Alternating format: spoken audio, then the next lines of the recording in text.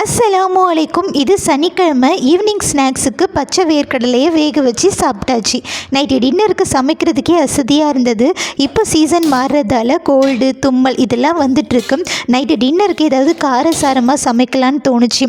இடியாப்பம் தான் வாங்கிட்டு வர சொல்லியிருந்தேன். அதில் முட்டை சேமியா மாதிரி பண்ணிடலான்ட்டு ஒரு பாத்திரம் வச்சு தேங்காய் எண்ணெய், 20-25 சின்ன வெங்காயம், இஞ்சி பூண்டு பேஸ்ட்டு, 3 தக்காளி, அப்புறம் மஞ்சள் தூள், மிளகாய் தூள் இதெல்லாம் போட்டுட்டு ஒரு மசாலா அரைக்கணுங்க. அதுக்கு வெந்தயம், ஜீரகம், ஒரு பட்டை, லவங்கம், ஏலக்காய், மிளகு இதெல்லாம் போட்டு நான் இடித்து தான் சேர்த்துக்கிட்டேன். நீங்கள் மிக்சியில் போட்டு கூட அரைச்சி சேர்த்துக்கலாம்.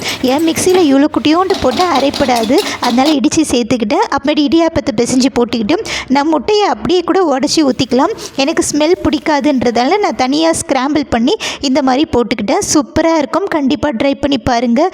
செம்மையாக இருந்ததுங்க. நைட்டு டின்னர் சூப்பராக முடிச்சாச்சு. மறக்காமல் சப்ஸ்கிரைப் பண்ணுங்கள். தேங்க்ஸ் ஃபார் வாட்சிங். பாய்.